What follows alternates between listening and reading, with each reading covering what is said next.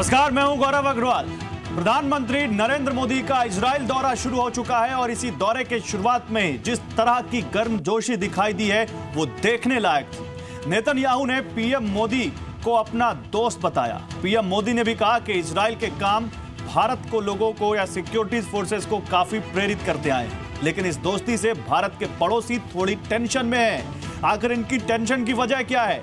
और इसके अलावा एक बहुत खास चीज जो आज हम आपको दिखाने वाले हैं इसी शो में 8:30 बजे, इजराइल के सिक्योरिटी फोर्सेस का युगांडा में किया गया एक बेहद स्पेशल ऑपरेशन जो आपको बताएगा कि क्यों यह ऑपरेशन दुनिया भर की सिक्योरिटी फोर्सेस के लिए एक मिसाल है। तो अगले 1 घंटे आप हमारे साथ बने रहिए। हम बात करेंगे पीएम मोदी के इजराइल दौरे की, हम बात करेंगे इंडिया चाइना स्टैंड ऑफ की, क्योंकि अभी इस शो से शुरू होने से कुछ देर पहले ही चाइना ने एक अहम बयान दिया है कि वो हमारे लिए बहुत खास है और बॉल ऑफ इंडिया की कोर्ट में कि उसे क्या करना है। तो ये सब मुद्दे हम बात करेंगे। मेरे साथ तमाम एक्सपर्ट हैं, उनसे हम बात करें उससे पहले ये रिपोर्ट देखिए।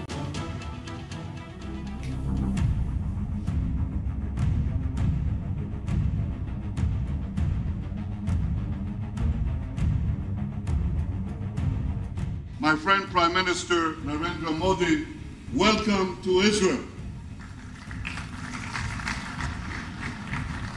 आपका स्वागत है मेरे दोस्त। I want to thank my friend Prime Minister Netanyahu for the invitation and for receiving me with so much warmth. पहले ट्रंप और अब इजराइल के प्रधानमंत्री बेंजामिन नेतन्याहू, दुनिया के सबसे अहम देश और सबसे बड़ी शख्सियत। प्रधानमंत्री नरेंद्र मोदी जब ये कहें कि उनकी इजराइल यात्रा ऐतिहासिक होने वाली है तो बात में दम जरूर है, क्योंकि 70 सालों में पहली बार कोई प्रधानमंत्री इजराइल के दौरे पर है और वो भी फिलिस्तीन नहीं जाएगा।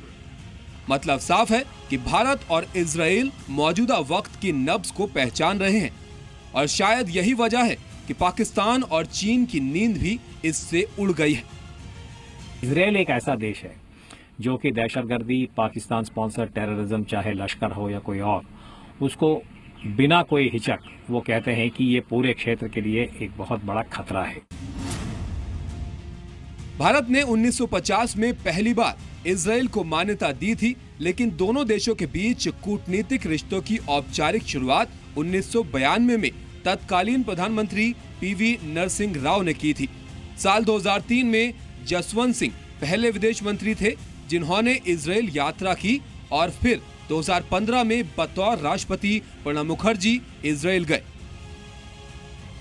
बेंजामिन नेतन्याहू ने अपनी कैबिनेट बैठक में मोदी को माय फ्रेंड कहते हुए उनके इजराइल आने का ऐलान किया है। मेरे दोस्त, भारतीय प्रधानमंत्री नरेंद्र मोदी इजराइल आ रहे हैं। ये 70 साल में किसी भारतीय प्रधानमंत्री का ऐतिहासिक दौरा है। नरेंद्र मोदी इससे पहले गुजरात के मुख्यमंत्री के तौर पर 2006 में इजराइल जा चुके हैं। पार्टी के तौर पर बीजेपी हमेशा से इजराइल से बेहतर संबंधों की वकालत करती रही है, लेकिन भारत और इजराइल के रिश्ते अब तक फिलिस्तीन को ध्यान में रखकर बनाए गए हैं। भारत फिलिस्तीन का समर्थन करता रहा है, इसीलिए भारत की कूटनीति दोनों देशों के बीच तालमेल बनाने की रही है। अब तक भारत से इजराइल जाने वाला कोई भी नेता साथ में फिलिस्तीन भी जाता था, लेकिन मोदी इस परंपरा को भी तोड़ेंगे। 80 साल से हिंदुस्तान का मौक़िफ़ रहा है कि हम फ़लस्तीनियों के कॉज के लिए हैं, हम फ़लस्तीनी कंट्री के लिए हैं। ये हमेशा हमारा फॉरेन पॉलिसी का कॉर्नरस्टोन रहा है। अब जब वज़ीर आज़म जा रहे हैं, 3 दिन गुजारेंगे इजराइल में, और प्राइम मिनिस्टर के पास इतना भी वक्त नहीं है कि वो गाज़ा जाए, वेस्ट बैंक जाए, तो ये हमारी मुल्क की जो कंसिस्टेंट पॉलिसी है उसके खिलाफ ये सरकार जा रही है। जानकारों के मुताबिक इजराइल से भारत की नजदीकी पाकिस्तान और चीन के लिए परेशानी की वजह बन सकती है। मोदी का दौरा पाथ ब्रेकिंग कहा जा सकता है। मौजूदा दौर में चीन के साथ संबंध बेहद नाजुक हालात से गुजर रहे हैं। बिग स्टोरी बिग डिबेट का पहला सवाल, आतंक के खिलाफ साथ देगा इजराइल? दूसरा सवाल, इजराइल से मजबूत होगी सेना? तीसरा सवाल, इजराइल से संबंधों पर राजनीति क्यों? तो ये वो कुछ सवाल हैं जो अपने इस डिबेट के दौरान उठाएंगे। और क्या जो इस वक्त भारत चाइना के बीच टेंशन चल रही है उसकी भी कोई काट इजराइल से मिलेगी, ये सवाल भी हम उठाएंगे। मेरे साथ कौन कौन है इस पैनल में आपको वो बताता हूं और उनका आपको तफसील से मैं इंट्रोडक्शन देता हूं। मेरे साथ जफर इस्लाम है, जो कि जफर इस्लाम बीजेपी के प्रवक्ता हैं, पेशे से बैंकर रहे हैं, एयर इंडिया में नॉन ऑफिशियल डायरेक्टर और टीवी डिबेट्स में बीजेपी की तरफ से पार्टी का पक्ष रहते हैं। मेरे साथ आलोक शर्मा है, कांग्रेस के लीडर हैं, कांग्रेस पार्टी के प्रवक्ता हैं। जैसा कि आपको मालूम है विदेश नीति पर अच्छी पकड़ रखते हैं आलोक शर्मा और पेशे से सिविल इंजीनियर है और अर्थनीति का भी अच्छा ज्ञान है इनको। तो आज इनसे भी हम बात करेंगे क्या लगता है इनको। इसके बाद मेरे साथ इस वक्त कौन है मैं आपको बताता हूं। मेरे साथ पुष्पेश पंत साहब हैं, वरिष्ठ पत्रकार हैं, इनको आप जानते हैं, अंतर्राष्ट्रीय संबंधों के विश्लेषक हैं, इंटरनेशनल स्कूल ऑफ स्टडीज के डीन रह चुके हैं। तो पंत साहब आपका भी बहुत स्वागत है। इसके बाद आगे बढ़ते हैं। मेरे साथ यहां पर ब्रिगेडियर रिटायर्ड बीडी मिश्रा हैं, डिफेंस एक्सपर्ट हैं, आप सुरक्षा विशेषज्ञ हैं, एनएसजी के फोर्स कमांडर रह चुके हैं, 1962 की भारत चीन जंग में आप कमांडर रह चुके हैं, इसके बाद कंपनी कमांडर रह चुके हैं। इसके बाद मैं एसडी मुनी साहब से आपका तारुफ कराऊं। एसडी मुनी साहब मेरे साथ पूर्व राजनयिक हैं, श्रीलंका रत्न अवार्ड से नवाजे जा चुके हैं और institute of defence studies and analysis के फेलो हैं। इनसे भी हम बात करेंगे, भारत और इजराइल के जो रिश्ते हैं उन पर बात करेंगे। शहजाद पूनावाला मेरे साथ हैं, लॉयर हैं, सुप्रीम कोर्ट में वकालत करते हैं, पॉलिसी संवाद के फाउंडर हैं, जो विदेश नीतियों पर चिंतन करने का एक फाउंडेशन है, जिस संवाद एक संगठन है जिसके वो फाउंडर है। मेरे साथ इसके अलावा और कौन है मैं आपको बताता हूं। मेरे साथ राजीव नयन थोड़ी देर में जुड़ेंगे, जो कि सीनियर रिसर्च एसोसिएट है आईडीएसए के institute of defence studies and analysis में सीनियर रिसर्च एसोसिएट है, उनसे हम बात करेंगे। लेकिन फिलहाल आप सभी लोगों का बहुत स्वागत है। और जफर इस्लाम, सबसे पहले मैं आपसे इस डिबेट की शुरुआत करता हूं। जफर इस्लाम, पीएम मोदी इजराइल में जिस तरह से उनका स्वागत किया गया और जो अभी थोड़ी देर पहले वो पहुंचे हैं, लेकिन जो वार्मथ जिसका जिक्र पीएम मोदी ने किया वो दिखाता है कि कैसे भारत और इजराइल के रिश्ते दिन पर दिन बढ़ते जा रहे हैं। और जब पहले प्रधानमंत्री के तौर पर जब पीएम पहुंचे हैं इजराइल, तेल अवीव में जब हवाई अड्डे पर उनका इतना गर्मजोशी से स्वागत किया गया, क्या ये माने कि आने वाले दिनों में यही वो दोस्ती होगी जो भारत की कई मुसीबतों की काट साबित हो सकती है? गौरव जी, आपने सही कहा। देखिए, पहला कोई प्रधानमंत्री जो तेल अवीव गया है, इजराइल के दौरे पे गया है और जिस तरह का उन्होंने वेलकम किया है, अनप्रेसिडेंटेड है। इस तरह का जेस्चर जो किसी और दुनिया के किसी और वजीर आजम को या प्रेसिडेंट को नहीं देते, सिर्फ पोप और या यूनाइटेड स्टेट्स के प्रेसिडेंट को देते हैं। भारत के प्रधानमंत्री को इक्वेट कर दिया इजराइल ने कि भारत के प्रधानमंत्री का जो कद है वो यूएस प्रेसिडेंट के नेक्स्ट टू यूएस प्रेसिडेंट है, उस तरह के उस ब्रैकेट में रखा। ये सब चीजें इस तरह से पॉसिबल हुई कि हमारी जो फॉरेन पॉलिसी रही है वो सिर्फ नेशनल इंटरेस्ट से ड्रिवन है। और इसीलिए पिछले 3 सालों की अचीवमेंट है victory for our foreign policy के आज ये दिख रहा है कि जिस तरह का रिसेप्शन भारत के प्रधानमंत्री को दिया गया, इस तरह का रिसेप्शन कभी पहले नहीं दिया गया था। और ये दोस्ती जो है और जिस तरह से प्राइम मिनिस्टर इजराइल के एड्रेस कर रहे थे और बार बार दोस्ती का जो न्योता दे रहे थे और दोस्ती की बात कर रहे थे, दोस्त बता रहे थे, उससे बात तो जाहिर हो गई कि हिंदुस्तान की जो पॉलिसी है और जो इजराइल की जो पॉलिसी है, खासकर टेररिज्म के एरिया में, वो उस दिशा में हम लोग बहुत सारे चीज म्यूचुअल कोऑपरेशन के साथ काम करेंगे और एक ऐतिहासिक दौर होगा, साबित होगा हिंदुस्तानी इंटरेस्ट के हिसाब से। और ठीक है जफर इस्लाम, ऐतिहासिक तो होगा, लेकिन मैं जरा कांग्रेस से पूछ लेता हूं, उनको लगता है कि ऐतिहासिक होगा कि नहीं होगा?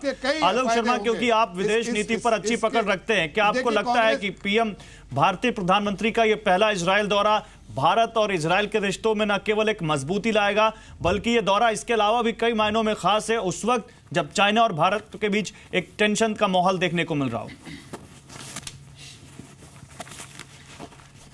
देखिए गौरव जी, 2-3 चीजें आपने एक ही प्रश्न में पूछी हैं।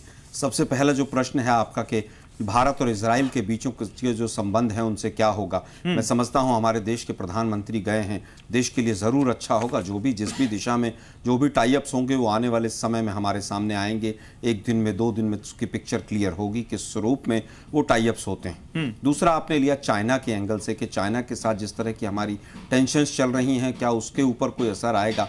मैं उसमें कहीं ना कहीं विनम्रता के साथ आपके साथ नकारात्मक खड़ा रहूंगा कि चाइना हो, पाकिस्तान हो, इनके साथ अगर आप सोचें कि कोई तीसरी फोर्स आकर हमारी बहुत मदद कर पाएगी, मैं इसके लिए कहीं ना कहीं नकारात्मक लगता हूं। जहां तक इजराइल की बात है तो इजराइल के साथ चाहे वो 1947 में गांधी जी के विचार रहे हों कि पैलेस्टीन और इजराइल दोनों हमारे लिए इंपॉर्टेंट हैं, चाहे वो 1948 में नेहरू जी की स्टेटमेंट रही हो, चाहे उसके बाद में भी 92 में अगर आप नरसिम्हा राव जी का देख लें, और चाहे अभी 2016 में भी हमने इजराइल के अगेंस्ट वोट किया है हर होमा सेटलमेंट, जो हर होमा बस्ती है वहां पर। तो मैं समझता हूं कि इजराइल हमेशा से एक अच्छा हमारा पार्टनर रहा है, लेकिन विदेश नीति और नहीं तो फिर आपको क्या लगता है, आप कह रहे हैं कि इजराइल हमारा अच्छा पार्टनर रहा है, लेकिन कुछ ऐसे मुद्दे भी हैं जहां हम इजराइल के अगेंस्ट हैं। एक बड़ी बात यहां पर इसी बीच ये भी कह दी गई है कि इजराइल जा रहे हैं और पहला ये दौरा होगा जब फिलिस्तीन नहीं जा रहे, जब भारत से कोई जा रहा। हालांकि पीएम तो अभी तक गया ही नहीं। आपको इस बारे में भी जवाब देना चाहिए कि 70 साल क्यों लग गए। लेकिन मेरा ये सवाल है, क्या ये इस पर सियासत करनी चाहिए आलोक शर्मा कि इजराइल जा रहे हैं, फिलिस्तीन क्यों नहीं जा रहे? देखिए, मैं समझता हूं कांग्रेस पार्टी ये नहीं कह रही है कि फिलिस्तीन क्यों नहीं जा रहे या वहां क्यों नहीं जा रहे।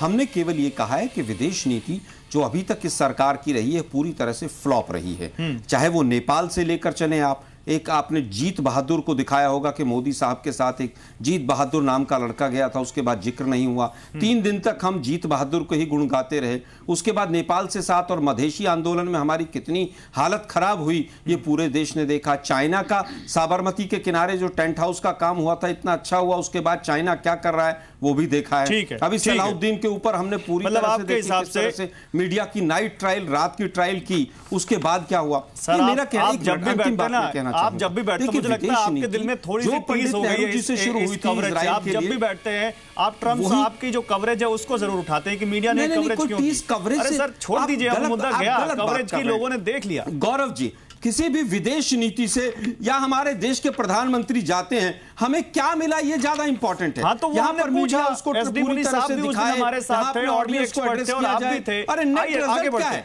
हमने उस दिन भी कहा था, आइए आगे बढ़ते हैं। अभी बात करेंगे जो बॉर्डर पे पड़ा हुआ है, अभी बात करते हैं क्या मिला। मेरे साथ राजीव नयन साहब जुड़ चुके हैं। राजीव नयन जी, आप हल्का सा समझ के चलो। मैं आता हूं सर, मेरे साथ एसडी मुनीस साहब हैं, उनसे भी पूछूंगा मैं, लेकिन राजीव नयन क्योंकि पहली बार इस डिबेट में ज्वाइन कर रहे हैं तो सबसे पहले आपका स्वागत है। राजीव नयन साहब के बारे में बता दूं कि विदेश मामलों के जानकार हैं, चीन से जुड़े मामलों पर अच्छी पकड़ रखते हैं और institute of defence studies and analysis में सीनियर रिसर्च एसोसिएट भी हैं। सर सबसे पहले तो मैं आपका यहाँ पर एक रिएक्शन चाहूंगा। पीएम मोदी का ये इजराइल दौरा कितना अहम है और उस वक्त में जब भारत और चाइना के बीच एक टेंशन का माहौल हो? देखिए, भारत और चीन के बीच के टेंशन के माहौल में यह दौरा मैं उतना महत्वपूर्ण नहीं मानता हूं जितना मैं मानता हूं कि इजराइल और भारत के बीच में एक बढ़ती हुई सामरिक जो रिश्ते हैं उसके लिए बहुत महत्वपूर्ण है। देखिए, हम बहुत सारे इलेक्ट्रॉनिक इक्विपमेंट वहां से लाते हैं, हथियार आते हैं, हमारे रिफर्बिशिंग भी कई वेपन्स की पुराने हथियारों की गई है, उसमें महत्वपूर्ण है। और देखिए उनका जो इजराइल एरोस्पेस इंडस्ट्री है उसमें भारत ही एक ऐसा देश है जिसके लिए एक वाइस प्रेसिडेंट बना रखा है, बाकी सब फंक्शनल एरियाज है। तो इतना महत्व इजराइल भी हमारे ऊपर देता है। कई जो आधुनिक तकनीकी के विषय हैं उसमें हम ज्वाइंट प्रोडक्शन और ज्वाइंट रिसर्च एंड डेवलपमेंट करने का भी सोच रहे हैं। तो कई जो ड्रोन्स और इन सब की बात करते हैं, उनका इजराइल का ही ड्रोन पूरी पाकिस्तान में हो चाहे कहीं भी काफी अपना दबदबा बनाए हुए हैं और पाकिस्तानी आतंकवादियों को बहुत हद तक मारा है। अब बात आती है ड्रोन जैसे टेक्निकल और जिसके कहते हैं रिकनॉइसेंस वेपन्स के लिए, वो हमारे सुरक्षा के लिए बहुत ही महत्वपूर्ण है। तो वहां पर हम इजराइल के साथ संबंध से हम बढ़ा सकते हैं। जब मेक इन इंडिया की भी बात चल रही है, कई मैन्युफैक्चरिंग को शिफ्ट करने की बात यहाँ चल रही है, ऐसे समय में ज्वाइंट रिसर्च एंड डेवलपमेंट ठीक है सर कई नए एरिया में बहुत महत्वपूर्ण हो गए। और अभी जो बात हो रही है किसानों की, अभी देखिए कि हमारे सामरिक रिश्तों में एक नया मोड़ आया है और इस मोड़ के लिए उनका जो ड्रिप इरिगेशन हो या कई तरह के उनकी तकनीकी हैं जो हमारे कृषि के क्षेत्र में काफी फायदेमंद हो सकती है, जहां की सूखा क्षेत्र है, ठीक है, वहां पर भी हमारा संबंध काफी उपयोगी हो सकता है आने वाले समय में। ठीक है, मैं अपने दर्शकों को एक बार फिर से बता दूं, 7 साढ़े 8 बजे हमारी एक खास रिपोर्ट मत देखना भूलिएगा। ऑपरेशन जोनाथन जो हम आपको दिखा रहे हैं, इजराइल की फोर्सेस द्वारा युगांडा में किया गया ऑपरेशन। लेकिन जल्दी से अपने सारे गेस्ट के पास चलते हैं। एसडी मुनी साहब आपके पास आऊंगा। एसडी मुनी साहब, क्योंकि आप डिप्लोमेसी अच्छी तरीके से समझते हैं, और सर जिस तरह से कहा जा रहा है कि इजराइल और भारत की दोस्ती कई मायनों में खास है, जब हम इतने बड़े लेवल पर आतंकवाद से पीड़ित हैं, हो सकता है इस बारे में भी कोई ना कोई बात हो। बराक की बात आ रही है कि बराक जो एयर डिफेंस सिस्टम है, अगर वो इंडिया को मिल जाएगा तो भारत बहुत ज्यादा अपने आप को मजबूत कर लेगा सैन्य क्षमता के आधार पर। तो आपको लगता है कि यह बहुत खास है? और इसके अलावा चाइना की बात मैं आपसे भी करूंगा कि आपको लगता है कि वहां उस पर कोई फर्क पड़ता है? देखिए, चीन पे फर्क इस माने में पड़ेगा, अगर पड़ेगा तो, कि हिंदुस्तान की फौज की कैपेबिलिटीज बढ़ जाएंगी। जैसे आपने कहा, बराक मिसाइल तो एग्री हो चुके हैं, उसके पहले रेडार दिए गए थे, और अब ड्रोन वाला जो वो अटैकिंग ड्रोन है, जो अमेरिकन्स ने हमको ड्रोन दिया है वो सिर्फ सर्वेलेंस का ड्रोन है। ये अटैक वाला ड्रोन है, जिससे पाकिस्तान में जो जिहादी ग्रुप्स हैं हमारे खिलाफ, उनको एक भगदड़ मच जाएगी। इसीलिए इस सब माने को देखते हुए जहाँ तक फौज की क्षमता बढ़ेगी, वो चीन भी उसका नोट लेगा। लेकिन मैं राजीव से एग्री करता हूं कि सीधा चीन से इसका संबंध नहीं है। मैं आपको याद दिला दूं कि चीन के रिश्ते इजराइल से उतने ही अच्छे हैं जितना हम लोगों को आशा करनी चाहिए। हालांकि चीन का और इजराइल का व्यापार हमारे दोनों देशों के व्यापार से ज्यादा है। तो ये इसको इस दृष्टिकोण से आप देखने की कोशिश कीजिए। ऐसा ना समझे कि बस इजराइल हमें बचाने आ जाएगा। और एक सेंटेंस और, कि ये विजिट की अहमियत इसमें है कि इसको राजनीतिक स्तर पर ऊपर उठाया गया है। पहली बार प्रधानमंत्री की विजिट हो रही है, और जिस गर्मजोशी से दोनों प्रधानमंत्री मिले, आपने नोटिस किया होगा इसमें कि नेतन्याहू खुद आगे बढ़कर मोदी जी से जफ्फियां पा रहे थे, जो पहले कभी किसी दूसरे नेता ने नहीं किया। मोदी जी ने उसकी अगुवाई की है। तो इसमें एक और जिस तरह की स्पीचेस थी कि मेरे दोस्त मोदी, और हिंदी में उन्होंने कहा कि नमस्ते, आपका स्वागत है, सबको देखते हुए इसका जो राजनीतिक स्तर है वो ऊपर उठा है। हालांकि सामरिक दृष्टिकोण से जो संतुलन पैलेस्टाइन और इजराइल के मुद्दों को लेकर, और यहाँ मैं जो कांग्रेस के प्रवक्ता हैं उनको इंगित करके कहना चाहता हूँ कि ये नीति शुरू से हो गई है कि दोनों में थोड़ा फर्क रखा जाए, और उसकी वजह क्षेत्रीय और अंतर्राष्ट्रीय संबंधों में जो परिवर्तन आया। सारा अरब देश अब फिलिस्तीन के साथ पूरी तरह से नहीं खड़ा होता। इजराइल जो है वो सऊदी अरेबिया के साथ दोस्ती लगा रहा है। तो इस तरह से जो परिवर्तन आया, उसको देखते हुए भारत की नीति में पिछले 20 वर्षों से धीरे धीरे परिवर्तन हो रहा है। और इस बीच मैं बता दूं आपको, जी मीडिया के मेरे सीनियर कलीग राहुल सिन्हा इस वक्त तेल अवीव में मौजूद है, इजराइल की कैपिटल में। हम उनसे भी बात करने की कोशिश करेंगे, वो वहां पर क्या देख पा रहे हैं उनसे भी हम बात करने की कोशिश कर रहे हैं। लेकिन मैं पुष्पेश पंत साहब आपके पास आता हूं पहले। पुष्पेश पंत साहब, तो इजराइल कई मायनों में खास है। एक तो हम डिफेंस सिस्टम को अपना मजबूत कर सकते हैं, एग्रीकल्चर में बहुत मदद कर सकता है, इसके अलावा ट्रेड का जो है वो भी हम बढ़ा सकते हैं। और क्योंकि दुनिया का इनोवेशन हब माना जाता है, दूसरा सिलिकॉन वैली के बाद कहा जाता है कि स्टार्टअप अगर कोई कंट्री है तो वो इजराइल है। तो आपको लगता है कि इस मायने में भी बहुत मदद कर सकता है इजराइल हमारी?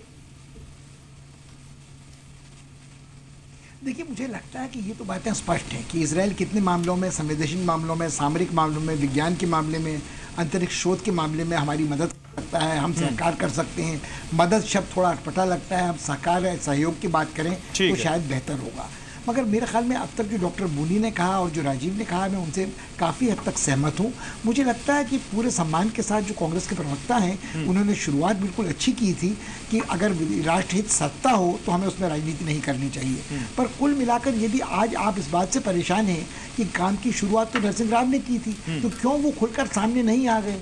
क्यों यह सहकार अगर पहले चल रहा था तो आपने इजराइल को गले नहीं लगा दिया था? उसका कारण स्पष्ट है कि जब श्रीमती इंदिरा गांधी इस देश की प्रधानमंत्री थी तो हमारे लिए फिलिस्तीनी अधिक महत्वपूर्ण थे। यासिर अराफात उन्हें अपनी बहन कहते थे, और उस समय के अंतर्राष्ट्रीय माहौल में भारत के लिए फिलिस्तीनियों के साथ डटकर खड़े रहने की जरूरत थी।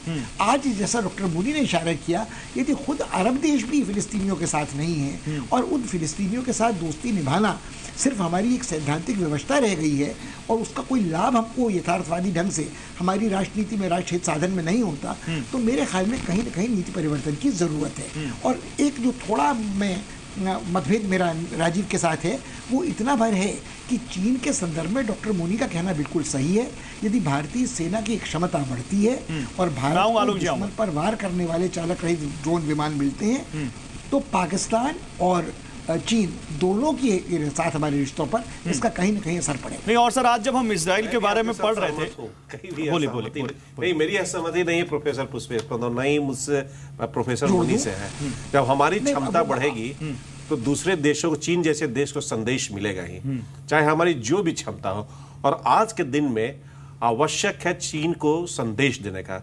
चीन भी युद्ध नहीं चाहता है, हम भी युद्ध नहीं चाहते हैं। बिल्कुल, चीन को हम यह संदेश देते कि हम भी कम नहीं है। मैं वही पूछ रहा था राजीव जी, आज मैं कहीं पढ़ रहा था जब इजराइल के बारे में, मैंने पढ़ा कहीं पे कि 1962 का, सर आपके पास आ रहा हूं मिश्रा साहब, जब भारत और चीन का युद्ध हो रहा था तो इजराइल ने बहुत मदद की थी भारत की उस वक्त। और केवल इतना ही नहीं, जब कारगिल वॉर हो रहा था तो जब आर्टिलरी शॉर्टेज पड़ रही थी उस वक्त, तो इजराइल ने हमारी मदद की थी। बीडी मिश्रा साहब आप करेक्ट कीजिएगा। तो बीडी मिश्रा साहब ये माने कि जब हम एक ऐसे दौर से गुजर रहे हैं जब पाकिस्तान स्पॉन्सर्ड टेररिज्म बहुत ज्यादा इस वक्त हमें परेशान कर रहा है, जब हम ऐसे दौर से गुजर रहे हैं जब भारत और चाइना सिक्किम बॉर्डर को लेकर अब दोनों के बीच टेंशन हो गई है, तो इजराइल का ये दौरा और अहम हो जाता है। प्री डिसाइडेड है लेकिन अब और अहम हो जाता है।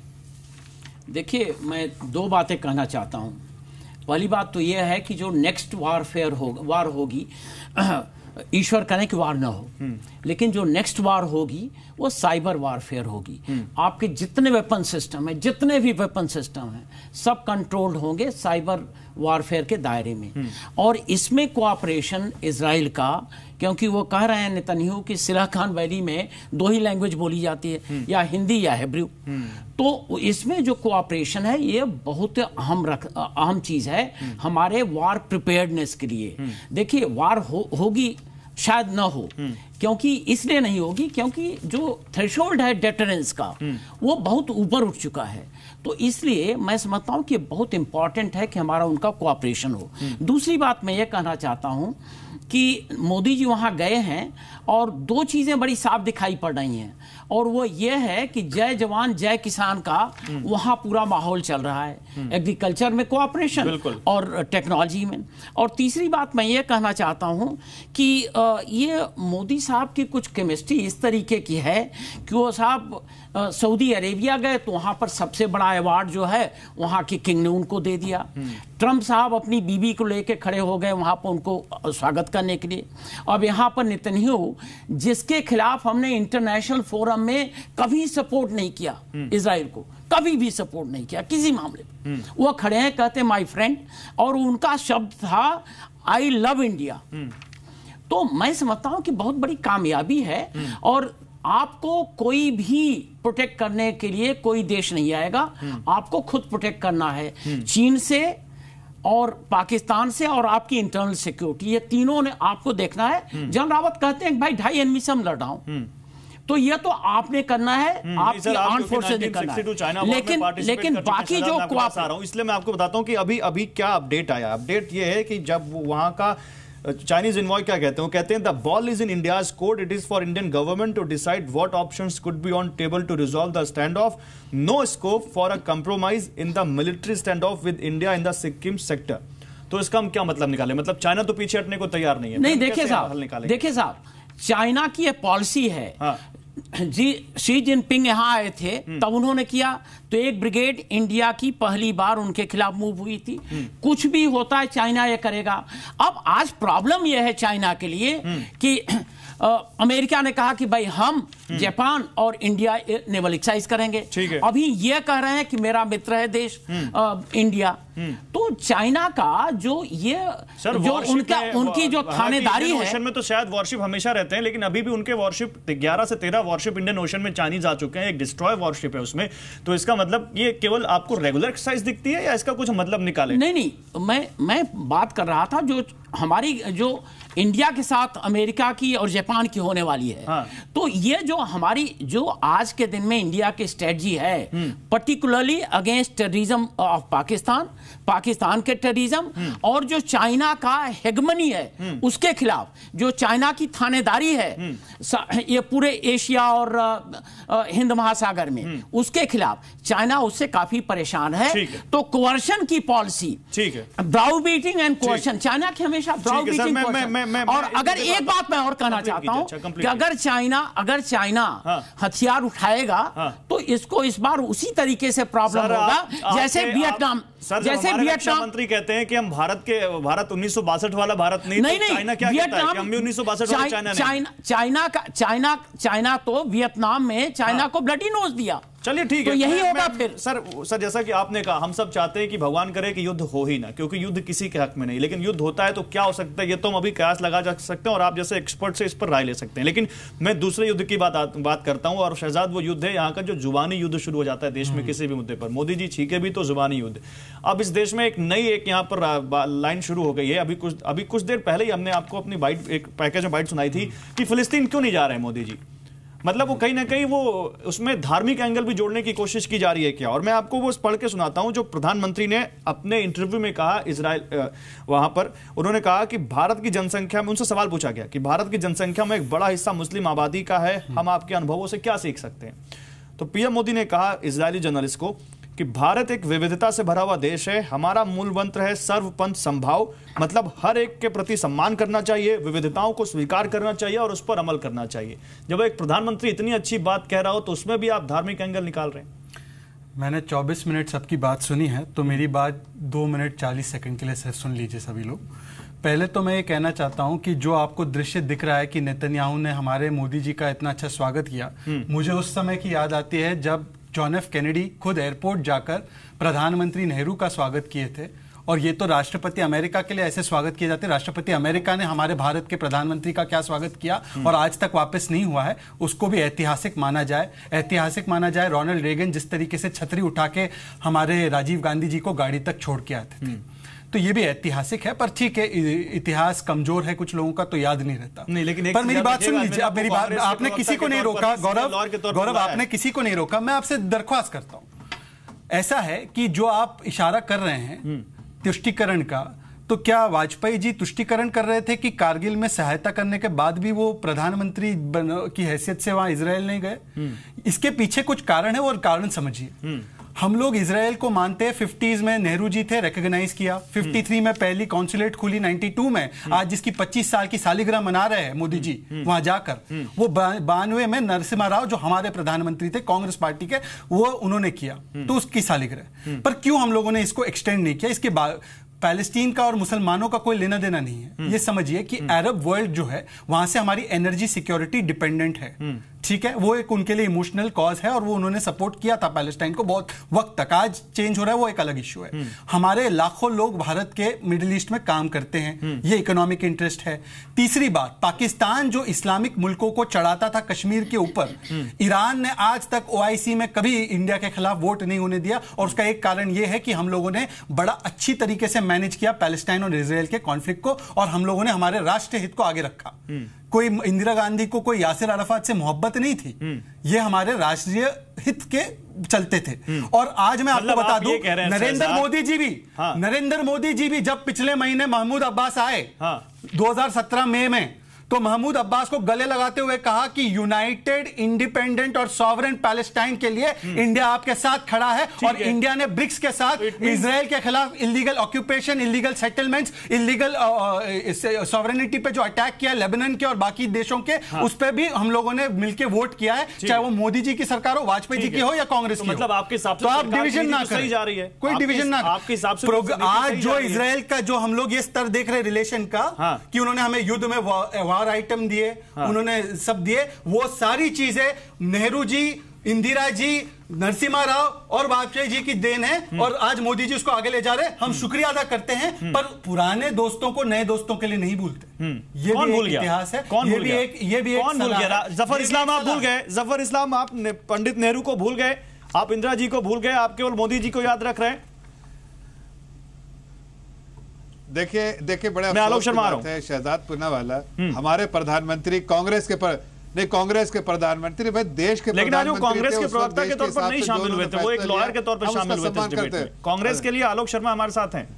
नहीं वो कह रहे हमारे प्रधानमंत्री कांग्रेस के प्रधानमंत्री, क्योंकि आपको मोदी जी ही दिखते हैं।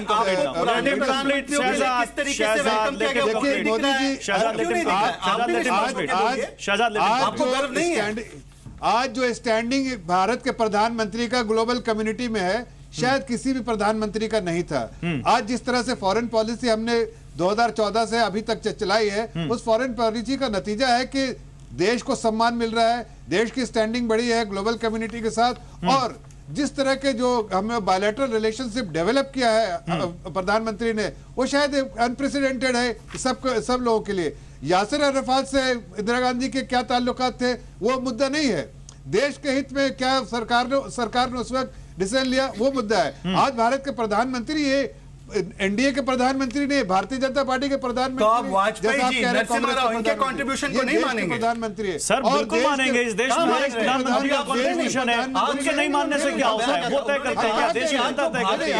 आलोक शर्मा एक मिनट, जफर इस्लाम, प्रधानमंत्री ने जो आज डिसीजन लिया है, ठीक है, जफर इस्लाम मुझे वो ऑपरेशन जोनाथन दिखाना है, लेकिन उससे पहले मैं आलोक शर्मा से एक रिएक्शन ले लूं। आलोक शर्मा, ये कौन कहता है कि पंडित नेहरू, इंदिरा गांधी, राजीव गांधी, नरसिम्हा राव या अटल बिहारी वाजपेयी का कोई कंट्रीब्यूशन नहीं है? नहीं होता तो हम यहां तक पहुंचते कैसे? लेकिन हम आज में जी रहे हैं सर, आज की बात क्यों ना करें? आज अगर एक प्रधानमंत्री पहली बार इजराइल गया है, एक पहली बार इतनी ज्यादा वार्मथ एक ऐसे देश से दिख रही है जो अपने आप में टेक्निकली बहुत एडवांस है और हमें बहुत चीजों में मदद कर सकता है, तो इसको पॉजिटिव वे में लेना चाहिए या इसमें भी कमियां निकालनी चाहिए?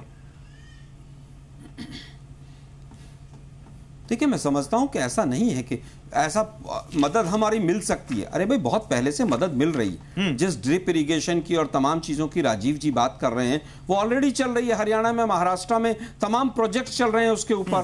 बॉर्डर मैनेजमेंट पे, सर्विलेंस पे आज आप ड्रोन कर रहे हैं। ड्रोन से बहुत बड़ी बड़ी चीजें 2012 में हम लोग लेकर आए हैं। 2014 में जनरल विक्रम सिंह जब गए थे तब तमाम एग्रीमेंट देखिए। 2012 का एग्रीकल्चर का एग्रीमेंट देखिए, 1993 का एग्रीमेंट देखिए, साइंस एंड टेक्नोलॉजी का, defence management, border management, internal security. नहीं, हम ये नहीं कह रहे आलोक शर्मा जी, आप समझे नहीं। आलोक शर्मा जी, हम ये नहीं कह रहे कि पहले कुछ नहीं हुआ बना है, वो किसी को दिखाई नहीं दे रहा है। मोदी जी का रुमाल दिखाई दे रहा है कि साहब वो रुमाल के साथ गए और देखिए रुमाल को कैसे जप्पी मार ली। अरे भाई, आप लोग भी कुछ तो सोचिए ना कि आलोक जी, मोदी जी हमारे और आपके प्रधानमंत्री हैं। आपकी बातों से ऐसा क्यों लगता है कि आप उनको प्रधानमंत्री के तौर पर नहीं देख रहे? रुमाल पर कमेंट करना, ये तो ये रुमाल पर कमेंट करो। इतने नीचे गिर गए। अरे देश के सब एक साथ। आलोक शर्मा जी, आप लोग, कांग्रेस पार्टी की दुर्दशा ऐसी हुई है, कांग्रेस पार्टी की दुर्दशा इसी वजह से। अरे भाई सर, पहली बार क्या है प्रधानमंत्री आप क्यों नहीं गए? पहले हम बोलते हैं, आज हम कोट कर रहे होते कि इनके बाद मोदी जी गए हैं। हम ये बोलते हैं कि इनके बाद ही मोदी जी गए, आज पहली बार गया है कोई, तभी तो हम पहली बार बोल रहे हैं सर। हम फैक्ट तो ना चेंज कर रहे हैं। वाजपेयी जी हम कह रहे हैं कि वाजपेयी जी गलत थे, हमने तो कहा ही नहीं। बिल्कुल जवाब देना चाहिए। वाजपेयी जी नहीं गए, मोदी जी गए। सर, मैं ये नीति पे सवाल नहीं उठा रहा। वो कह रहे हैं कि आप मोदी जी का महिमा मंडन क्यों कर रहे हैं, तो हम ये कह रहे हैं कि पहली बार गए, इसलिए हम पहली बार कोट कर रहे हैं। इस्लाम की आदत ये है कि मोदी जी ठीक है तो ऐतिहासिक ठीक, ऐसे नहीं होता। शहजाद, मैंने पहले बोल दिया, मैं आपको कांग्रेस के तौर पर नहीं बोलने दूंगा। शहजाद, मैं आपको पहले बोल चुका हूं, आपको मैं लॉयर के तौर पर बोलने दूंगा। लॉयर के तौर पर बोलिए। अब आपने अच्छा स्टैंड लिया। अब आपने अच्छा स्टैंड लिया। ये जफर इस्लाम की गलती कि वो 2014 के बाद जफर इस्लाम नहीं देख रहे हैं तो आप उनको घेरिए, लेकिन आलोक शर्मा कांग्रेस की बात करेंगे। मैं पुष्पेश पंत के साथ पास जाता हूं। मुझे लगता है आप जवाब ले लें, फिर मैं ऑपरेशन जोनाथन दिखाता हूं। बहुत खास है, लेकिन मैं पुष्पेश पंत साहब से जवाब लेता हूं। पुष्पेश पंत साहब, क्या इसको हम कांग्रेस और भारतीय जनता पार्टी के प्रधानमंत्रियों के बीच की बहस बना दें या हम इसको भारतीय प्रधानमंत्री की बहस बनाएं? नहीं, मेरे ख्याल में शहजाद पूनावाला की स्थिति से मैं पूरी तरह से सहमत हूँ, जो ईमानदारी से स्वीकार करते हैं कि ये एक ऐसी महत्वपूर्ण उपलब्धि है जिसकी नींव आज से बरसों पहले रखी गई थी। और मुझे लगता है कि मैं उनका आदर करता हूँ। जिस संयम से वो अपने दल का भी पक्ष रखते हैं, वो हमेशा शिष्टाचार से पूर्ण और तर्कसंगत होता है। कोई भी अक्लमंद आदमी इससे इनकार नहीं कर सकता कि यथार्थवादी ढंग से पुरानी पहले की सरकारें भी इजराइल के साथ गोपनीय तरीके से संबंध बनाए हुए थी, और उसका एक मुख्य कारण अपने पड़ोसी शत्रुओं का दमन था, और कहीं न कहीं फिलिस्तीनियों के साथ जो हमारा प्रेम था वो सिर्फ इस्लामी वोटों के कारण नहीं था। फिलिस्तीनी सबसे प्रगतिशील तबका अरबों का था, और आज भी नेतन्याहू ने इस बात को स्वीकार किया है कि शायद भारत एक रचनात्मक भूमिका निभा सकता है फिलिस्तीनी इजरायली संघर्ष में, न सही मध्यस्थ के रूप में, एक ऐसे राष्ट्र के रूप में जो खुद विविधताओं के संघर्ष को झेल रहा है। तो मुझे लगता है कि ये बात हमें स्वीकार करनी चाहिए, उसमें राजनीति नहीं होनी चाहिए, कम से कम दलगत राजनीति नहीं होनी चाहिए। हम में से कोई भी दलगत राजनीति से मुक्त नहीं रह सकता। मुझे लगता है इसका अच्छा उदाहरण शहजाद पूनावाला है। बिल्कुल। और सर वो कहते हैं ना किलर इंस्टिंक्ट, मतलब पॉजिटिव वे में, कि आप कैसे किसी भी चीज के लिए एकदम किसी आमादा हो जाते हैं और उसको करके दिखाते हैं। तो मैं आप सभी को, स्पेशली शहजाद जी और आलोक जी, आप दोनों को भी दिखाना चाहता हूं कि आज से 40 साल पहले कैसे इजराइल जैसे कुल 80 से 84 लाख तो जनता अभी है, और उसमें तो और भी कम होगी, कैसे एक कंट्री ने इतना दुस्साहसिक मिशन किया जो जानना बहुत जरूरी है। और उस तरह का दुस्साहस, उस तरह का साहस हमारी फोर्सेस में भी है और वो कर सकते हैं। लेकिन 40 साल पहले इजराइल ने जो किया था उस बारे में उस वक्त कोई देश सोच भी नहीं सकता था। तो क्या हम इजराइल से यह ना सीखें? जरा इस रिपोर्ट को देखिए, उसके बाद आगे बढ़ते हैं।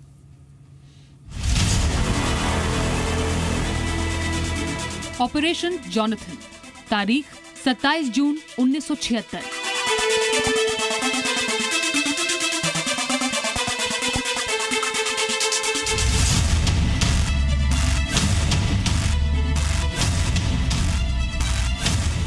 ये तारीख इजराइल के इतिहास में सबसे खास है, जब तेल अवीव से फ्रांस जा रहे विमान को आतंकवादियों ने हाईजैक कर लिया और उसे लेकर युगांडा ले गए।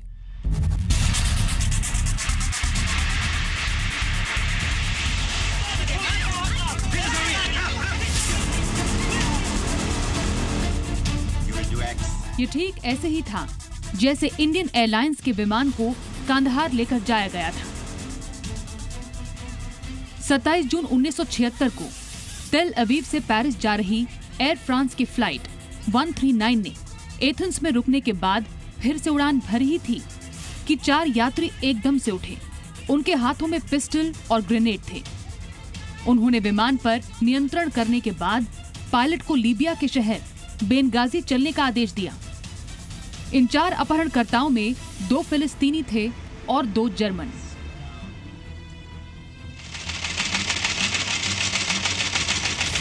बेनगाजी में 7 घंटे रुकने और ईंधन लेने के बाद अपहरणकर्ताओं ने पायलट को आदेश दिया कि विमान को युगांडा के एंटेबे हवाई अड्डे ले जाया जाए।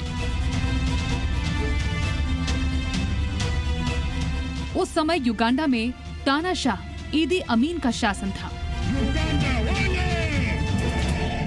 उनकी पूरी सहानुभूति अपहरणकर्ताओं के साथ थी। एंटेबे हवाई अड्डे पर 4 और साथी उनसे आ मिले। एंटेबे इजराइल से करीब 4000 किलोमीटर दूर था, इसलिए किसी बचाव मिशन के बारे में सोचा तक नहीं जा सकता था। 4 जुलाई को इजराइल के साइनाई बेस से 4 हरक्यूलिस जहाजों ने उड़ान भरी। सिर्फ 30 मीटर की ऊंचाई पर उड़ते हुए उन्होंने लाल सागर पार किया ताकि मिस्र, सूडान और सऊदी अरब के रडार उन्हें पकड़ न पाएं। रास्ते में इजरायली कमांडोज ने युगांडा के सैनिकों की वर्दी पहन ली। हवाई अड्डे पर पहुंचते ही युगांडा के सैनिकों ने इजरायल के सैनिकों पर हमला बोल दिया। गोलियों के आदान प्रदान में सभी अपहरणकर्ता मारे गए। माता पिता अपने बच्चों को बचाने के लिए उनके ऊपर लेट गए। It's not fear of death. No. I had this before with other traumas in my life, and it's not a fear of death, not at all. It's a fear of the unknown, of uncertainty. You don't know what's going on in the next minute. What are they going to do to you, or much more important, to your children? 3 बंधक भी गोलियों का निशाना बने। इस बीच 2 और Israeli विमान वहां उतर चुके थे। उनमें भी इजरायली सैनिक थे। चौथा विमान पूरी तरह खाली था ताकि उसमें बचाए गए बंधकों को लेकर जाया जा सके। चलने से पहले हर एक सैनिक की गिनती की गई। इस पूरे अभियान में इजरायल का सिर्फ 1 सैनिक मारा गया। कंट्रोल टावर के ऊपर से चलाई गई एक गोली लेफ्टिनेंट कर्नल नेतन्याहू के सीने में लगी और वो वहीं गिर गए। सैनिकों ने घायल नेतन्याहू को विमान में डाला और एंतेबे में लैंड करने के 58 मिनट बाद बचाए गए यात्रियों को विमान में लादकर वहां से टेक ऑफ किया। इससे पहले उन्होंने एंतेबे में खड़े 11 मिग जहाजों को नष्ट कर दिया ताकि वो उनका पीछा न कर सके। नेतन्याहू ने वापसी उड़ान के दौरान दम तोड़ दिया। इस मिशन में सभी 7 अपहरणकर्ता और 20 युगांडाई सैनिक मारे गए। इसे इजराइल का विदेश की धरती पर सबसे खतरनाक मिशन कहा जाता है।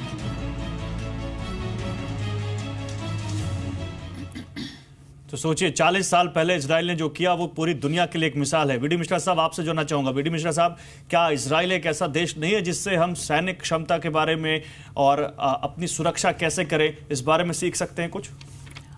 इसमें कुछ चीजें नहीं बताई गई हैं, वो भी मैं बता दूं मुख्तसर में। इजराइल के जो सैनिक थे जो एंटेबे रेड में गए थे, तो उनको यह पता था कि हर शाम को ईडी अमीन आता है और वो इंस्पेक्शन करता है और ब्लैक मर्सिडीज में आता है। तो ये लोग एक ब्लैक मर्सिडीज भी लेके गए थे और उस वक्त तेल अवीव में कोई ब्लैक मर्सिडीज नहीं थी, लाल मर्सिडीज थी और इन्होंने रात में उसको पेंट किया और एक सोल्जर को पेंट किया ईडी अमीन की तरह, जिससे कि जो सोल्जर हैं वो तुरंत गोली न चलाएं जो हाईजैकर्स के साथ हैं। ऐसी तमाम चीजें हुई थी और कर्नल बारलेव उन्होंने ईडी अमीन को, जो उनके नीचे सार्जेंट काम किया था, बहुत देर तक उनको इंगेज किए था। और पिछले साल 30 जून को मैं 2016 में मैं जेरूसलम में था और वहां पर नेतन्याहू ये एक सिविक वहां पर फंक्शन ऑर्गेनाइज हुआ था, वहां पर 40वें साल का वहां पर गए थे और इन्होंने जो बातें कही, मैं कहना यह चाहता हूं कि इंडिया में कैपेबिलिटी है, कैपेबिलिटी डेवलप हो रही है और मैं यह समझता हूं कि जो बाकी कैपेबिलिटी हो रही, जो आर्म ड्रोन की बात हुई और लोग कह रहे हैं कि ये तो बहुत आए, ऐसे आए वैसे आए, इससे साफ बात यह है कि जितने लोग हैं, दाऊद इब्राहिम हो या ये सलाउद्दीन हो, हाफिज सईद हो, इन लोगों के अंतकाल अब नजदीक है। ठीक है, मेरा यही सवाल था और एसडी मुनीर साहब आपसे ही पूछूंगा ये सवाल। क्या आपको लगता नहीं है कि वाकई जिस तरह से सलाहुद्दीन, हाफिज सईद, पाकिस्तान और चाइना का जो अभी तक मामला चल रहा है, अगर हम पाकिस्तान के मसले से देखें तो यहां से कोई एक बहुत बड़ा मैसेज जा सकता है या कुछ ऐसी चीजें मिल सकती हैं जो में इनके खिलाफ हम यूज कर सकेंगे? पाकिस्तान के खिलाफ मैसेज बहुत स्ट्रांग जाता है। मैंने कहा था कि चीन से सीधा इसका नहीं होता है, एक्सेप्ट कि फौज हमारी अगर क्षमताएं बढ़ती हैं तो वो अच्छा है। मैं आपको याद दिला दूं कि पाकिस्तान के कहूटा के ऊपर अटैक करने के लिए हिंदुस्तान ने बहुत पहले ये इजरायलियों से बातचीत की थी और वो बिल्कुल योजना बनी हुई थी, लेकिन अमेरिकनों को पता लग गया और उन्होंने इतना प्रेशर डाला कि वो मामला अलग रख देना पड़ा। तो ये इस तरह का जो सहयोग है उससे पाकिस्तान में बहुत बड़ी बौखलाहट मचेगी, इसमें कोई दो राय नहीं है। तो पाकिस्तान के लिए ये लागू होता है, चीन के लिए इतना नहीं लागू होगा, ऐसा मेरा मानना है। राजू रैन, आपके हिसाब से? नहीं, निश्चित ही देखिए, एक आतंकवाद पर हम दोनों देशों की एक बहुत ही बड़ी समझ है, लेकिन थोड़ा उनका आतंकवाद और हमारा आतंकवाद कहीं कहीं भिन्न है। तो हमारे अपनी रणनीति बनानी होगी। पिछले साल एक डॉक्यूमेंट सर्कुलेट किया गया जिससे बड़ा हमारे देश में लोग ज्यादा कुछ अति उत्साहित हो गए थे कि उनकी रणनीति से हम सीख सकते हैं। उनकी रणनीति से हम कुछ सीख सकते हैं, हर आतंकवादी देश, आतंकवाद से जूझने वाला देश से हम सीख सकते हैं, लेकिन हमें अपने लिए एक रणनीति, सही रणनीति बनानी होगी। पहली बात तो यह है, जहां तक देखिए एक न्यूक्लियर टेररिज्म की भी बात चल रही है और उससे हम दोनों प्रभावित हैं। इसकी जो जन्मभूमि है, इसकी जो जननी अभी आज के दिन में अंतर्राष्ट्रीय आतंकवाद की पाकिस्तान में ही है और जो खतरा भी है परमाणु आतंकवाद का, वो भी पाकिस्तान से ही है। तो हमें एक इस जटिल जो एक स्थिति उत्पन्न हुई है, हम दोनों राष्ट्र मिलकर, इजराइल और भारत मिलकर एक नए तरीके से, एक तो अंतर्राष्ट्रीय जगत इसके लिए न्यूक्लियर सिक्योरिटी समिट से लेके कई चीज कर चुका है, लेकिन हमें एक दूसरे ढंग से इस पर सोचना होगा। हो सकता है हम इसका प्रचार प्रसार ज्यादा न करें, लेकिन पाकिस्तान को एक संदेश देंगे कि देखो, बड़ी गंभीरता से हम और दोनों मिलकर, इजराइल और भारत मिलकर एक तुम्हारे हर तरह के आतंकवाद से निपटेंगे। और देखिए, इसमें इजराइल बड़ा साफ साफ कहता है कि देखिए हमारे जो दुश्मन है हम तो उनसे निपट रहे हैं, आप तो अपना निपटो। मैंने तो अपना एम्बेसी भी नहीं खोल रखा है पाकिस्तान में, आप पाकिस्तान में एम्बेसी खोल रखे हैं। तो देखिए आप ज्यादा स्पष्ट होइए। तो भारत को ज्यादा स्पष्ट होना होगा और इजराइल कभी भी पीछे नहीं हटेगा, हमें साथ देगा। चीन पर भले ही हम एक थोड़ा सा और अलग समझ सके, एरो टेक्नोलॉजी जो था वो अच्छा, मैं आपसे ये पूछना चाहता हूं क्योंकि आप चीन मामलों को अच्छे तरीके से समझते हैं।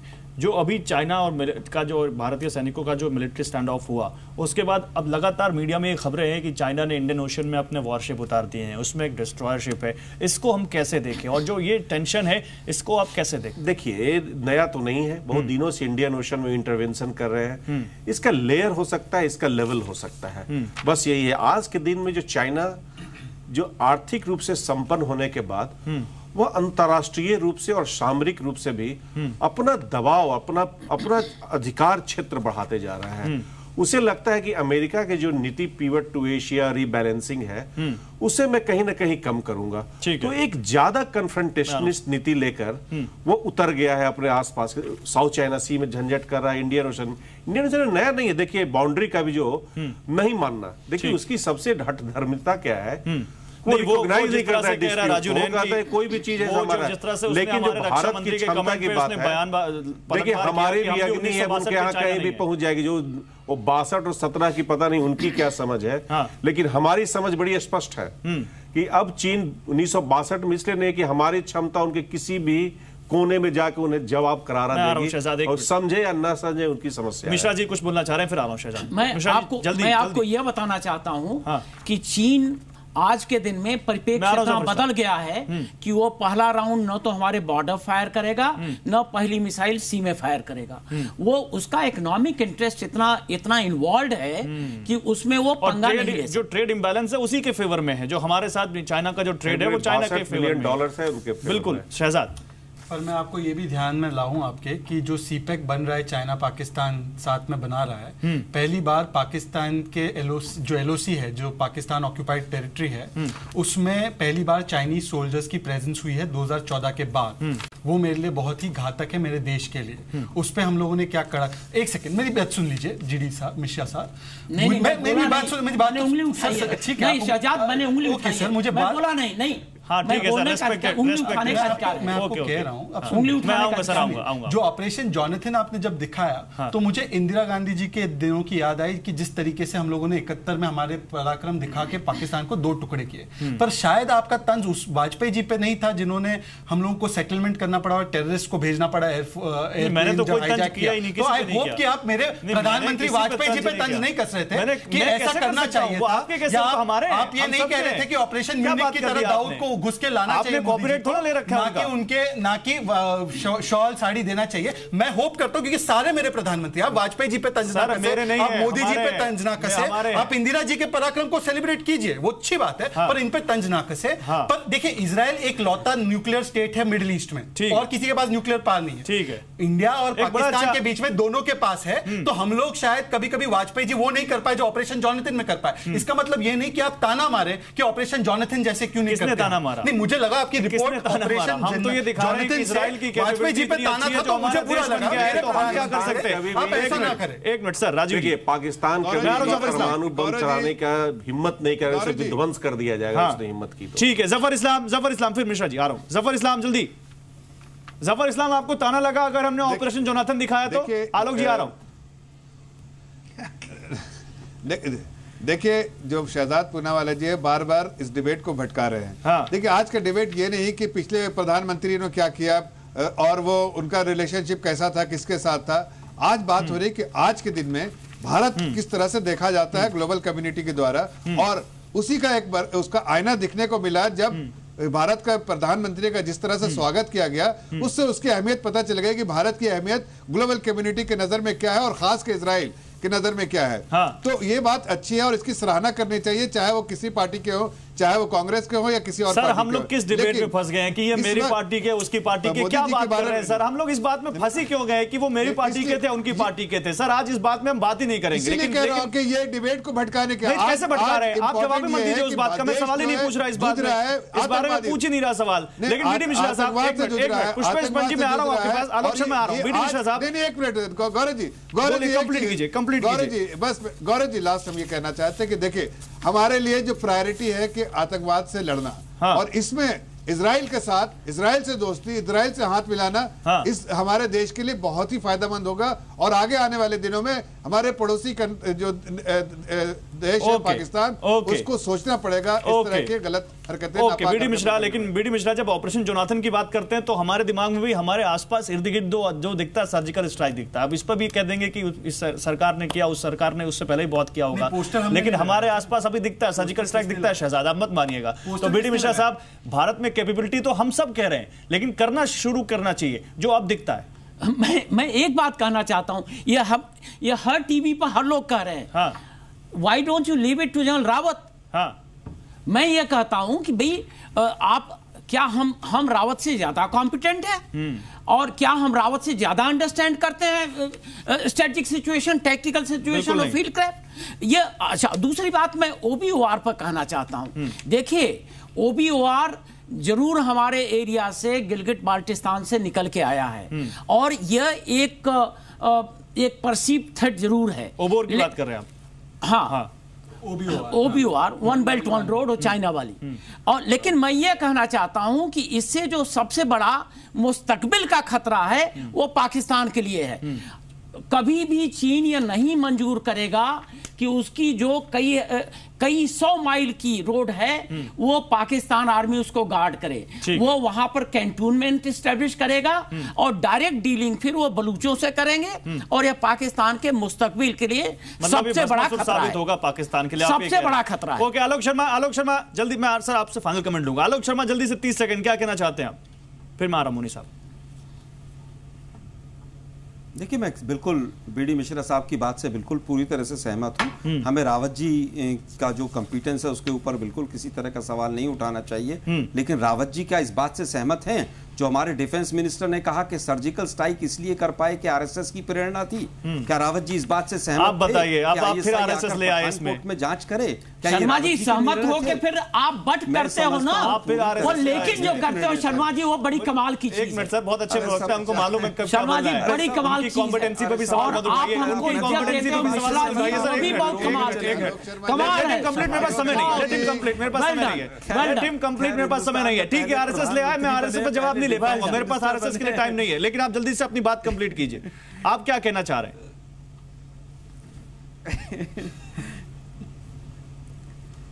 चलिए ठीक है। देखिए मैं केवल ये कहना चाह रहा हूं कि जो भी हमारे इजराइल के साथ संबंध पहले से आ रहे हैं उन इजराइल के संबंधों को आगे बढ़ाएंगे हमारे देश के प्रधानमंत्री, ये बहुत अच्छी बात है। ठीक है, ओके पुष्पेश पंजी, ओके सर समय नहीं है, ओके आपका टाइम खत्म हो गया। पुष्पेश पंजी छोड़ देते हैं, बाद में क्या हुआ, आगे क्या होगा इस पर ध्यान लगाते हैं। आंदोलन का क्या हाल ओके देखिए, मुझे लगता है कि शहजाद एक बहुत महत्वपूर्ण बात की ओर ध्यान दिला रहे थे कि मध्य पूर्व हमारी ऊर्जा सुरक्षा के लिए, तेल संसाधनों के लिए महत्वपूर्ण रहा है। आज हम वहां से हट रहे हैं अपनी निर्भरता को कार्बन फ्यूल से, और हम शायद परमाणविक ऊर्जा और सौर ऊर्जा की तरफ जा रहे हैं। तो ये जो शिफ्ट इजराइल की तरफ है, ये कहीं ना कहीं हमारी ऊर्जा सुरक्षा में जो महत्व था मध्यपूर्व का, उससे हटने का है। और हमारे सोचने की चीज ये है कि ईरान के साथ हमारे रिश्तों को, इजराइल के साथ हमारी नई दोस्ती कैसे प्रभावित। ठीक है एसडी मुनी, आपका फाइनल कमेंट। नहीं, मैं मिश्रा जी ने जो कहा उस पर मैं कहना चाहता हूं। देखिए मैं फौज की बहुत इज्जत करता हूं, लेकिन ये फैसला केवल फौज को नहीं दिया जा सकता। नहीं वो सॉरी एक मिनट, यहाँ पर सिविल गवर्नमेंट, एक मिनट चुप हो जाइए। यहाँ पर सिविल गवर्नमेंट, देखिए आप ये नहीं सपोज कर सकते हैं कि हमको ये नहीं मालूम कि यहाँ पर सिविल गवर्नमेंट मजबूत है और रावत साहब का नहीं, ये बिल्कुल गलत है। रावत साहब का यहाँ राज्य नहीं है, यहाँ पर इलेक्टेड गवर्नमेंट है, डेमोक्रेसी है, यह सब समझते हैं। लेकिन जब आप यह कहते हैं सर्जिकल स्ट्राइक और उसकी कैपेबिलिटी, तो यह तो आर्मी का मामला है। ठीक है। और ये मुनी साहब की बात हो जाने सर, समय नहीं बिल्कुल नहीं। अगर आप ये समझते हैं कि हमको नहीं मालूम कि सिविल पावर सुप्रीम है तो सॉरी, मालूम है। ये आपके डिफेंस का प्रश्न नहीं है। मैं समझता हूं जो देखने वाले लोग हैं उनको ये समझना चाहिए कि ये अख्तियार सिविल गवर्नमेंट को होगा, ये अख्तियार फौज को नहीं दिया जा सकता। ये मेरी राय है, आप माने नहीं माने नहीं, मैंने कहा ही नहीं वो। दूसरी बात, सॉरी, ये तो मैंने कहा ही नहीं, सॉरी प्रोफेसर मुनि, मैंने वो कहा नहीं। आप ये मैंने कहा कि आपने कहा है नहीं, आप ये खामखा कोट कर रहे हैं। मैंने ये कहा कि जो कैपेबिलिटी है सर, ओके, वो मान गए, आपने नहीं कहा सर, वो मान गए, आपने नहीं कहा। हम सब आपसे मुखातिब ही नहीं है भाई, हम एक पॉइंट को मुखातिब होके कह रहे हैं। ये जो पॉइंट उठा है उसमें ये सफाई होनी चाहिए, इसमें आपको बहुत ज्यादा नाराज होने की आवश्यकता है नहीं। दूसरी बात कि जो मोदी जी ने शुरुआत की है इजराइल के साथ संबंधों को और ऊपर के स्तर पर ले जाने की, मैं ये समझता हूं, आशा करता हूं कि वो और फलीभूत हो और ये संबंध बायलेटरल मामले में सुदृढ़ हो। हालांकि क्षेत्रीय और राजीव ने ठीक कहा कि टेररिज्म के मुद्दे अलग अलग हैं। देखिए, इजराइल सीरिया और इराक में आईएस को और अल-कायदा को सपोर्ट करता है, हम लोग नहीं उसको सपोर्ट करेंगे। तो ये जो नुआंसेस हैं हमको समझना चाहिए। ओके, ठीक है, बहुत शुक्रिया आप सभी का। तो हम कोशिश ये कर रहे थे कि इजराइल से जो कनेक्शन है उसको समझने की कोशिश करें और ड्रैगन के साथ जो टेंशन है उसको भी डिकोड करें, किस टेंशन, ये टेंशन कहां जा रही है, किस लेवल तक जा रही है। बिग स्टोरी बिग डिबेट में आज बस इतना ही। आप देखते रहिए बिजनेस। नमस्कार।